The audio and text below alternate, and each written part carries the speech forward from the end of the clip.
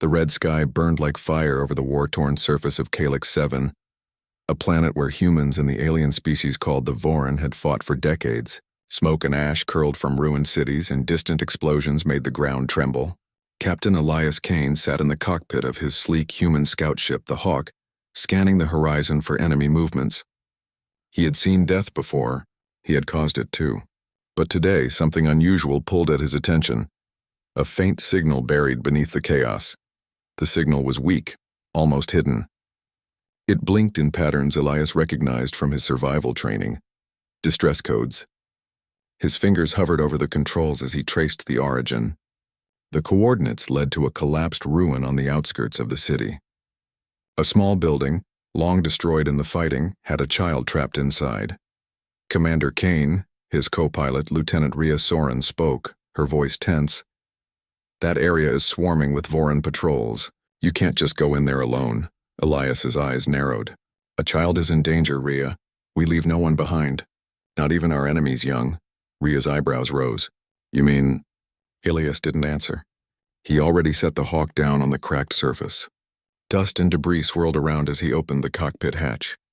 The air outside was heavy with smoke, the stench of burning metal and the faint hum of alien energy weapons in the distance. But he didn't hesitate. He moved quickly across the rubble, scanning for traps or patrols. Every instinct told him this was dangerous. Every training drill whispered, "You are alone, do not risk it." But the soft cries coming from beneath the ruin were louder than fear. Finally, he reached the broken building.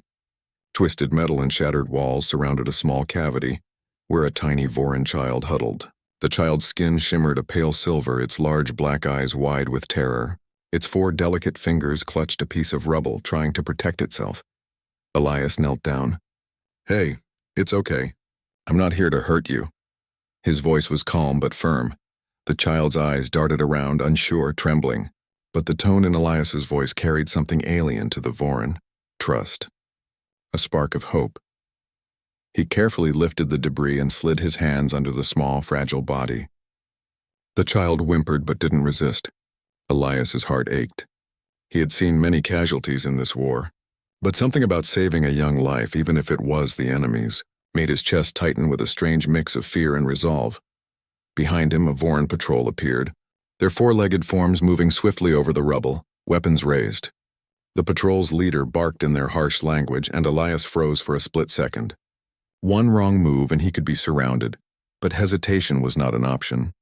He grabbed the child tightly and sprinted toward the Hawk, leaping over broken walls and dodging laser fire. He could hear the patrol chasing him, but he focused on one goal. The child must survive. Rhea opened the ship's rear ramp just in time. "Hurry!" she yelled. Elias dove aboard and Rhea slammed the ramp shut. Behind them, the patrol's shouts echoed in the ruins, frustrated and confused. Elias caught his breath as the Hawk lifted off the ground. The child whimpered softly in his arms. He looked down at the small face, silver and fragile, eyes wide with fear. "You're safe now," he whispered. "I've got you."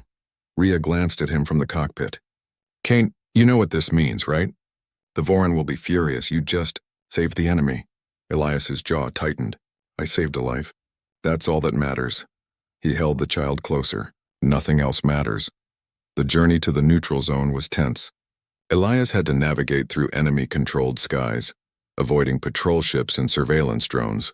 The child stayed quiet most of the time, clutching his jacket. Occasionally it shivered or flinched at the hum of alien engines, but it did not cry. By the time they reached the neutral zone, the sun was setting, casting long shadows over the barren landscape. The neutral zone was a safe area where neither humans nor Vorin could attack, enforced by a fragile truce. It was the only place Elias could deliver the child without immediate danger.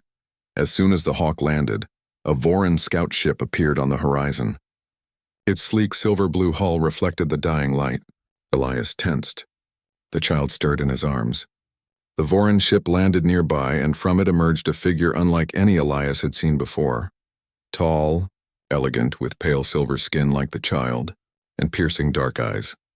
The woman's expression was anger and fear mixed together. Her voice, though strange in tone, carried authority. What is my child?" she demanded, stepping forward. Elias held the child gently but firmly.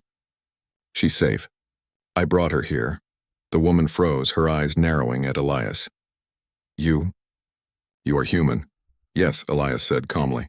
I am, but I didn't want your child to die. That's all. The Voran woman's gaze softened slightly as she looked at her child in Elias's arms. Relief washed over her features, but it was quickly replaced by suspicion. Why would a human save a Voran? Elias shrugged. Because a child is innocent, and because some things are bigger than war. Some things are bigger than fear. For a long moment, silence hung between them. The wind swept across the neutral zone, carrying dust and the faint smell of burning metal. The child looked up at Elias and blinked, shyly but trusting. The Voran mother's eyes softened a little. I am Commander Lyra, she finally said. Her voice was steady but low, almost cautious. And you have my gratitude. But I do not forgive easily. Elias nodded. I don't expect forgiveness. I only did what was right. Lyra studied him carefully. She had seen many humans in battle, all ruthless and cruel. But this man, he had risked everything for someone she loved more than her own life. She felt something stir inside her. A mixture of respect, curiosity, and unease. Behind them, the neutral zone's command center received word of Elias's actions. Some humans were angry that he had saved an enemy child, calling him reckless. Others quietly admired his bravery. News spread quickly, creating whispers on both sides. Elias had done the unthinkable. He had shown humanity in a war that had forgotten what that meant. Commander Lyra stepped closer. You will not leave until I know the child is safe, she said firmly. No tricks, human. We have seen your kind lie before. I have no tricks, Elias said calmly. She's alive, and that's all that matters. That's all I care about. The child nestled into Elias's arms as if sensing the safety for the first time. Lyra's stern expression softened, but only slightly. She had never seen a human act this way, not in her life. As the sun dipped below the horizon, casting red and orange streaks across the sky, Elias realized that this moment had changed everything. Saving the child had been simple, yet it would ripple far beyond the neutral zone. Lyra studied him, her dark eyes thoughtful. You may have saved her, she said softly, but saving her may cost you more than you think. Elias met her gaze. If it costs me my life, then so be it. I will not let innocence die. The wind whispered through the ruins. Somewhere far off, a patrol ship patrolled the horizon, unaware that the course of this war had already shifted. Elias did not know it yet. But this single act of courage would draw the Voran mother closer to him than any human could imagine. And for Lyra, this human would become someone she could not easily forget or let go. The child yawned, resting against Elias's chest. It was a small, fragile life in a broken world. Yet in that moment, amidst the ruins and fear, a spark of hope burned bright. Elias glanced at Lyra, standing tall and proud, yet shaken by emotion. The war had made enemies of them all, but for now they shared a single truth. Some lives are worth more than all hatred, all battles, all fear. And Captain Elias Kane had proven it. The city of Arcanus was alive with whispers. In its shining towers and crowded market streets, aliens of all shapes and sizes moved about, some going about their business, others stopping to discuss the strange human who had dared to ignore a royal insult. Ethan Cross had spent the night reviewing reports, double-checking schedules, and preparing for the meetings ahead. To him, the palace whispers were just noise, background static in the busy network of diplomacy. But outside the human embassy, the palace corridors were buzzing. Courtiers and guards alike repeated the tale of the human who had walked away. Some shook their heads in disbelief.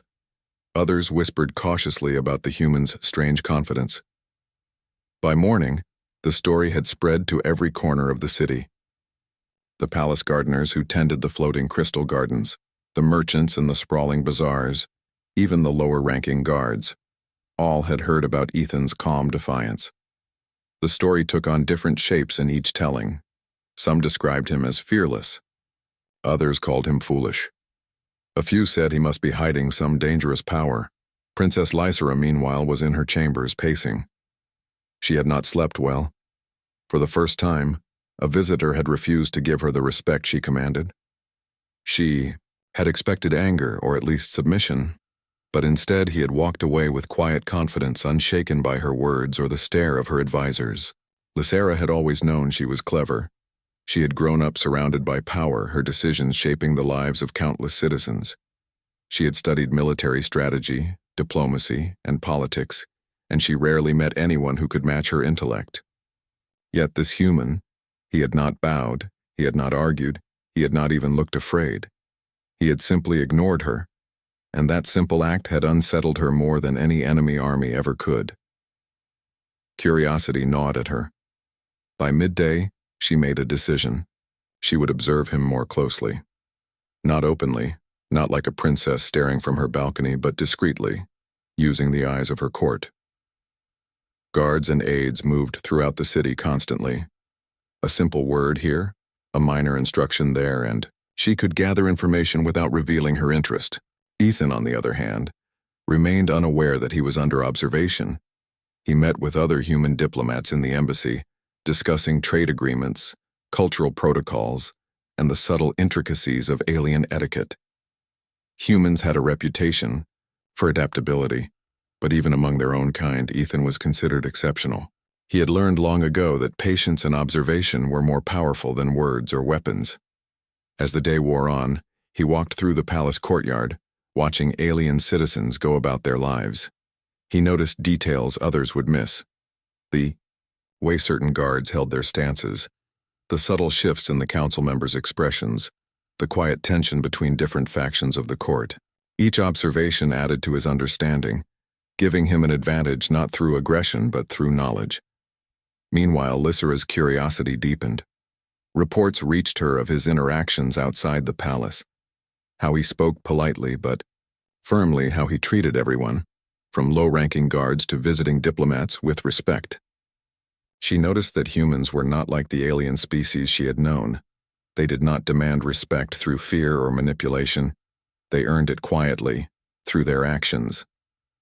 By afternoon, she could not resist visiting one of the city's higher observation points. She cloaked herself in a private chamber hidden from view, and watched Ethan as he interacted with various alien officials.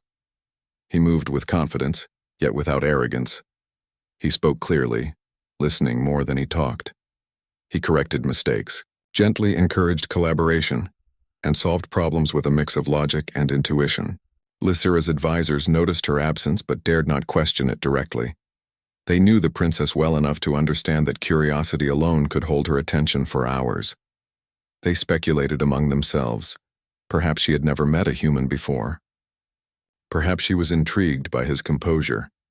Ethan returned to the embassy just as the sun began to set over Arcanus. The sky was a swirl of pink and purple hues, reflecting on the polished crystal towers. He paused for a moment, taking in the view. Humans had always thrived in strange environments, and he felt a quiet pride in his species' ability to adapt. Even on a planet far from Earth, facing a culture entirely alien to their own, humans could find their place. As evening fell, rumors about him reached even higher echelons of the palace. Some council members whispered that the human might be a prodigy, sent to test their politics. Others feared that his calm demeanor hid dangerous skills or knowledge beyond normal human capacity. The debate was fierce, but one thing became clear. Ethan had disrupted the usual order. The aliens were used to their young royal being obeyed, feared, or flattered. Ethan had ignored all three. Lysera, however, was not satisfied with gossip. She needed to understand the human herself. She devised a plan to observe him more directly. The next day, she would disguise herself and visit the city streets among her citizens, blending in to see how he interacted with ordinary aliens. She wanted to see if his calmness and respect were genuine, or if they were simply a mask. The following morning, Lysera stepped into the city disguised in the traditional garb of a common citizen. Her hair shimmered faintly under the disguise, but her violet eyes were hidden behind a simple mask. She moved through the streets quietly, keeping a distance, watching Ethan as he interacted with the city guards and merchants. He approached a market stall where an alien merchant struggled with a malfunctioning transport crate. Others passed by, annoyed at the delay. Ethan knelt down, examining the crate. He spoke calmly to the merchant, suggesting a simple adjustment that would balance the weight properly. The crate was corrected, and the merchant bowed in gratitude. Lysira's curiosity grew. This human did not boast, did not take credit, and yet he commanded respect through his actions alone. She followed him further, noting the way he listened to complaints from citizens, how he mediated disputes without taking sides, and how he quietly reassured frightened children who had been caught in the bustling market chaos. For the first time, Lysira felt a strange combination of admiration and confusion. She had met many aliens in her life, and she knew how power and fear could manipulate behavior. But this human, Ethan, had no need for fear, no need for power. His strength came from a sense of honor and patience that she had never seen before. By mid-afternoon, she found herself almost unconsciously comparing herself to him. She realized she had grown up being obeyed simply because she was a princess. No one had ever ignored her commands before. And yet Ethan's calmness had not only survived her insult, but it had also drawn attention and respect in ways she could not fully understand. Ethan returned to the embassy as the twin moons of Arcanus began to rise. Lysira watched him from a distance, her mind filled with questions. She did not know it yet, but this human had already begun to change her perspective. She had expected a simple display of anger or submission, but instead, she had seen patience, intelligence, and quiet strength, qualities she admired more than she wanted to admit. The next day, Lysira decided to test him further.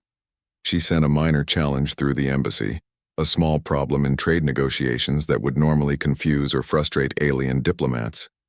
She wanted to see how Ethan would respond. She did not want to appear obvious, so she framed it as a routine request, hoping to observe his reaction discreetly. Ethan received the message with calm efficiency. He read through the details carefully, noting the inconsistencies and potential pitfalls. Then, without complaint, without argument, he proposed a solution that satisfied both parties, highlighting the strengths of each side. The solution was elegant, simple, and effective. Reports of his success reached Lysira almost immediately. She felt a mix of frustration and intrigue. Here was a human, entirely foreign to her culture, who solved problems not with power or intimidation, but with thought, patience, and clarity. She realized she had underestimated him. As evening fell once again, Lysira returned to her chambers. She could not shake the image of Ethan walking calmly through the market, speaking to citizens with respect, solving problems without conflict, and inspiring trust everywhere he went. She had insulted him once, expecting a reaction. Instead, he had walked away. And now she found herself thinking of him constantly. Ethan, meanwhile, worked late into the night. He reflected on the day's events and the subtle dynamics of alien society. He understood that influence did not come from aggression. It came from consistency, wisdom, and respect. In every encounter, he demonstrated these traits, slowly building trust and admiration. And somewhere not far away, a young princess lay, awake, her mind wrestling with emotions she had never experienced before. Curiosity, admiration, and a reluctant respect for a human who had dared to walk away from her insult, and had somehow changed the way she viewed the world. The seeds of something new had been planted.